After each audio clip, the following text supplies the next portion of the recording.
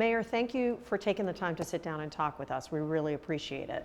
Angelica, thank you for the opportunity. You have been in office for almost 9 months now. The first mayor since we transitioned to a new form of government. How's it going? I think it's going well. I think the results are really speaking for themselves. We've been really able to see downtown foot traffic increase month over month. We see more and more optimism and hope. There's still a lot of hard and important work for us to do though, but I'm happy with the budget we just passed. The councilors and I worked very hard over 6 months to craft it. It was passed, and now we're two and a half months into this new budget, and we're executing on what our hopes and our principles were. Let's dive right into homelessness. That was your primary platform. You have 2 key initiatives, more overnight shelters and more day centers. Bring us up to speed on how that's going and whether you think we are where we need to be as a city right now. Yeah, you're seeing the promise move into action. So we are on time, we are on task, and we are on budget. So we have 630 shelter beds open right now. We just opened a 200-person day center. We're getting ready to open another 150, 200-person day center in East Portland in the next 2 weeks. We are making significant improvements month over month, and our shelter to housing strike team is delivering results. And so our goal was December 1st to make sure that anybody who needed a life-saving bed had one available, and we're on target. Has your plan changed at all since the start of the year? In other words, has the reality of how city government functions caused you to change your blueprint at all? No, we have had roadblocks, but when you have a strike team, you're going to know that those are going to occur. So we just pull back, reevaluate, and go around. So for instance, we expected $28 million for just the overnight portion, plus our others. We only ended up with about 20 million. So we had to modify some of the outcomes, but the numbers are still the same. And just like any high performing organization, you've got to anticipate bottlenecks, be disciplined, focus on the system, and get around them. And we have, and the Portland and our staff across the entire city have been extraordinary, and they are all stepping up, all departments. Just a few weeks ago, the new Northrop shelter was the big story. It's now open and operating. How's it going? I think it's going well. We had hiccups to begin, absolutely to be expected. Those hiccups have been addressed. We have team members there at 5:30 in the morning, making sure that the neighborhood is being well cared for. As the guests exit, we're making sure that we're not impacting that neighborhood. So like our other Moore Street facility, we actually saw an increase in business and a decrease in crime. We're expecting that same thing at the Northrop, but we're making changes as they come up. The police chief, Robert Day, and I are going for a drive tonight. We're going to go visit shelters. The Northrop is one of them, because we're not going to run the city from behind our desks. We're going to be out there actually seeing what needs to be done. And from an open drug use, from a dealer standpoint, if we see that area being impacted, we're going to address that, because we promised the neighbors, they're supporting us. We're going to provide the public space and the public safety to support them as well. Do you have any numbers on how many people are using the shelter per night? Is it enough? Is it being used enough, do you think? Yeah, we're graduating, so we're going from 40 to 100, and then if needed, we'll go to 200. When we first opened, it was, I think, 13 or 15 souls. I think last night we were about 80% capacity. I think we had about 30, 32. So we see the improvement in people coming from the outside. And as we have outreach workers in that community, like, hey, we want to help you. What does it look like? But it's time to come inside. We're starting to see the uptake. What are you hearing from people who live and work in the Pearl District about it at this point? Yeah, it's a mixed bag. Last Monday night, I was out at an event, and a woman walked up and she says, I work out at the gym nearby, and it looks great, Mr. Mayor. Other neighbors are going to have a lot higher threshold. They remember the Pearl when it was 10 years ago. They want that back. They've lost trust in the city, and they're saying, Mr. Mayor, it's not good enough. And so we need to take that to heart and say, it's not good enough. One tent in the community is not good enough because somebody's suffering. One drug deal, one drug user who's lying on the street is not good enough. I share their needs and their desires as well. Realistically, how long do you think it will take to get that back? Well, I'm an optimist, so my goal is I want that to be accomplished every day. But I'm also a realist, so I'm going by the shelters every few days and seeing what improvements. But let's talk about the Oasis Day Center we just opened. We opened right in the middle and across the street from the Greyhound station, Union Station. Those were impacted, blighted neighborhoods. Go by right now and you won't find any tents at the Greyhound station. We had 10, 20 tents there. We're washing the sidewalk. We're addressing the drug dealing, the drug use. Go to the Union Station. You will see a community, a neighborhood that is in a resurgent situation. Can it improve? You bet. We're going by that shelter tonight. So blight is being addressed because we're addressing the public space and the public safety. At the same time, you host a shelter, our promise is that neighbor is going to see a resurgent in livability, again, a decrease in crime and an increase in business activity. I know that neighborhood very well. I've been covering homelessness for a long time. I've seen a countless number of people using, clearly in the middle of a mental health crisis, fentanyl open on the streets. What is, say, the police chief telling you about that part of the problem, the drug crisis, especially in Old Town Chinatown? Yeah, you know, when I see the tents and the RVs that are proliferated through the city, those aren't always centers for drug and drug use, but oftentimes they are. So once we start explaining to those individuals that behavior, that lifestyle is no longer going to be supported, but we have a better outcome, it's going to be hard on these individuals. And when the weather changes on December 1st, that becomes our force multiplier to say, rock bottom is hard. It's time to come in, but we're going to be ready when they are. Do you think we have enough options for them to get treatment if they choose that path? No, but you have to look at this in a multi-pronged approach. We're doing reunification. We are helping people get home every day. Homes are Tulsa, Tampa, Dallas. That's just a few of the cities we've been helping. So you're sending people back to where they have a support system? Yeah, to their loved ones. How much has the city stepped up that process? Just on numbers alone, we've helped reunify over 80 people so far at less than $10,000. When you think about the cost of a house to build, it's about 500 grand. 80 times 500, that's 40 million. We've spent $10,000. And the outcome is better because we haven't housed them in Portland. We housed them with their brothers, their sisters, their mothers. That was only one part of the equation. Having life-saving shelters the other, but also ramping up our behavioral health and our addiction systems. We see new addiction and dual diagnosis facilities opening every month. 4D's opening in a youth center just in a month or two. The Central City Concern just opened up 80 dual diagnosis beds on Burnside. City team is opening 100 recovery beds in 2 months. Do you see, we're really flooding the market with care, but we got to take the pressure off the system and bring people in. So if you are homeless, you shouldn't have to fall to the street where drug use or a medical or a mental acuity issue is only going to be heightened. When you're able to sleep through the night and think clearly, services may be your next step. Do you think you'll be able to hit your goal of ending unsheltered homelessness by the end of the year? It is the goal. Here's my challenge to the team. I need 100 to 200 empty beds every night. So when somebody's ready to come in, we're ready for them. Ending unsheltered homelessness means ending the suffering and making sure we're ready when they are. If somebody is still going to be lying on the street, sleeping in a corner, we understand that. But our job is to talk to them. We want to help you. What does it look like? And if they're in a business corridor, that's against the law. You can't be there. But guess what? We have life-saving care. But tents are going away. RVs are going away. Those things that are impacting and are unsafe for those individuals are also going to be that opportunity for us to say to those individuals, it's time to come in. A lot of people doubt that'll happen. You can call them cynical, but they say, no way. There's no way we could get that done. What do you say to them? I understand that is a challenge. It's a very ambitious goal for you. They know it's going to be hard. The good thing though is that I've had the real benefit of talking to mayors around the country who have succeeded. And they say that you've got to set an unrealistic goal if you want to achieve greatness. I've set an unrealistic goal, but they also said you've got to be willing to work and be relentless. My team is relentless. I'm relentless. We made a promise to December 1st, and those are my neighbors and friends on the street. I'm not going to leave them impacted. A couple years ago, 2023, we had 456 people die on the streets. How can we turn a city around to be hopeful, to focus on our renaissance if we're leaving the people and our most vulnerable on the street to suffer and die?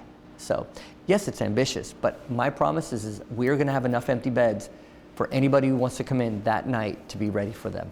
Let's talk about RVs. We are here in Yep. this brewery because they have had concerns about derelict RVs nearby. We saw them on the way in Yep. today. What is the city doing to address those concerns right now? So we're at Von Ebert Brewery right now, and I thank you for meeting me here. And right along the street, right on Gleason, we have 3 or 4 RVs. We see about 5 or 6 tents. Had you come out here 60 days ago, you would have saw it absolutely chocker blocked. It's less than it is. It's positive incremental change. Those individuals right now, Angelica, they are suffering. They're living in mold, in carbon monoxide, in gray and black and brown water, and the sanitation issues. We have got to bring them in. I say to anybody in the city, help is coming. The RV mitigation program, we've tripled the ability to remove RVs from the street. We've tripled it. And again, in December 1st, those individuals, it's time to come inside. We have to improve and restore livability. We have to improve community dignity and decency by providing care to everybody. RVs are impacting everybody's lives, those that are living in it and those that are living by it. And both of those have to have improved outcomes. I know a man named Ronnie. He's been living at Sunderland for a while. He loved it. It worked for him. He's disabled. His RV is too old to get into a private place, Yeah. and he's worried about what happens to him next. Is there going to be space for me somewhere else? What can I do? Are these people going to fall through the cracks? Not at all. Each one of those individuals at Sunderland have been offered an SRV pod, a shelter. We've got care and we're ready for them. What if they say, I don't want to leave my RV, these are all my things, even if it's an older RV that, is unsafe? Yeah, RVs are unsheltered homelessness. We have committed as a city to we are not going to foster the behavior that's going to shorten their lives by up to 30 years. It is not decent, it is not dignified, and it's not life-saving care. The city is focused on public space and public safety. We cannot foster the behavior where we know it's unsafe for them and the community as well. Would you think that was enabling if we did that? Because they are in an unsafe situation? I don't want to say enabling, Angelica. It's unsheltered homelessness. You either are going to be focused on ending unsheltered homelessness or you're going to foster it. We chose the former. We are not going to foster unsheltered homelessness. We want to help Ronnie, but again, oftentimes when you help those individuals by saying, I want to help you, what does it look like? But you can't stay here. Once they recognize they can't stay here, then they're more willing to accept that help. But just staying in that stasis, that limbo, is not going to be something the city supports. I am working on a documentary that focuses on one nonprofit, which their mission is to transform lives rather than just give people transactional services. Yeah. It's called Cultivate Initiatives. Yep. They run one of the SRVs. They do a lot of great things. They give people jobs. They give people purpose. Yeah. We've seen so many success stories. They're allowing us to essentially pull back the curtain and show people what these service providers do, because we often hear, oh, homeless industrial complex, Yeah. this and that. But at the same time, they're very worried. They have supportive housing services tax dollars that they Yep. rely on, and they're worried about their future and not being able to keep going, to evolve, to expand on their mission. Are you worried about that too? Because this is an integral part of how the county and the city deals with homelessness. Absolutely. So Caleb Coder Yeah. is the executive director for Cultivate Initiatives. They are an extraordinary outfit. Caleb and his team do wonderful work. They are helping people move from the streets into shelter and into workforce development, creating sustainable individuals that are gaining work and employment to housing. They have a wonderful program. One of the problems is Caleb, he'll tell you, his staff and Caleb, they're overworked. They are tired. In 2017, we had 1,700 people living on the street. Today it's 7,500. Every year they see another 1,000 people added to their work list. There's no celebration. All they see is the misery and the tragedy only increase, and then the funding go down. They're asked to do more and more with less and less without outcomes being improved. So that's what we're doing at the city. Again, it goes back to we're not going to let people suffer and die on the streets because we want Caleb to be successful But people need to know that when you join the Cultivate initiative, you're not going to be able to just go through halfway and end up on a tent on the street. That's going away. That end of it, it's no longer easy to be handed a tent and to live on the street anymore. Does that make sense? Yes, that's we their mission. Want to supercharge. Their mission is exactly. We're going to hold your hand as long as it takes and give you that purpose back so you get back into the workforce, Angelica. you get back into housing. You see, the system's broken though. It was only up until 4 or 5 months ago that the county stopped handing out tents. The city was handing out tents up like to 2 years ago. The city and the county were actively fostering and handing out tents, creating the behavior that we needed to end, and Caleb's then trying to help people with consequences and holding them accountable. Hey, come into the system. Now, it's hard work. Yes, it's hard work. But when you're able to be handed a tent by a jurisdiction to go live on the street where drugs and behavioral health are endemic, do you see how much harder his job is? I want to make his success better, stronger, and celebrate his wins. And if somebody, falls back, that's part of recovery. But we don't want you to fall back and hand you a tent or an RV and say, just go onto the street and wait until you're ready. No, those are going away. It's time to come in. The goal should be to put places like Cultivate initiatives out of business. They will tell you that. Yep. That's obviously a lofty goal. Yep. Do you think the county is doing their part and working with the city to do that? The city's relationship with the county has been fractured in the Yep. past, particularly when it comes to homelessness. How are we doing right now? I have told everybody for the last year and a half, I'm not pointing fingers at them. I'm going to work with them. In every meeting I have, I'm committed to working with county to bring us together. I'm brand new, so they don't trust me. But I show up every single meeting and I explain we need to do better, we need to do it faster, and we need to do it easier, and we need to do it at lower cost. They've heard me. They're starting to make changes. Hey, they stopped handing out tents in April. It was a conversation I had with the chair every single meeting.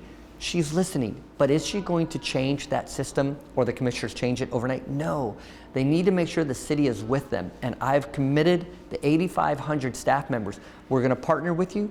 What does it look like? Let's work through the details. It's hard, yes, but you haven't heard me point fingers or be acrimonious at all. We have to coordinate, collaborate, and communicate. It is a relationship we cannot divide. We gotta work together. Are we in a better place as far as that relationship now than we were, say, a year ago? I believe so. Homelessness and livability are obviously tied together. What else is the city doing to improve things? Graffiti, litter, all of those things. Through the council and through our budget, we increase street sweeping, graffiti abatement, all of those things that are really focused on the livability, and we're doing improvements. But if you talk to people, I see new businesses opening. The James Beard Public Market is scheduled to open next year. The Flock Food Hall just opened. We just had the Bounty of Umatilla County at the Pioneer Courthouse Square on Saturday, and we invited in Umatilla County. And I was interviewing all the commissioners and the mayors from Eastern Oregon, and they thought, my God, Keith, I haven't been here for a year. This is beautiful. This is what we expected for Portland. And my point to the other 35 counties, it's time to come back to Portland. We are your living room, but we gotta make sure it's clean, it's kempt, and it's safe. And we're delivering on that right now. You just participated in Katu's town hall, which focused on the perception versus the reality. You mentioned that we need to rethink downtown Portland. Let's talk about that. How does downtown need to change? What's your long-term vision for downtown? We need to focus on a mixed-use downtown. That's really focused on transportation-oriented villages. We're not going to go back to last century where we're just going to bring office workers back downtown. So we need to start focusing on converting office towers to residential. Everybody says it's hard. Yes, it is. But it's hard and it's important. So our Portland Clean Energy Fund has pulled away $15 million to do 1 or 2 projects.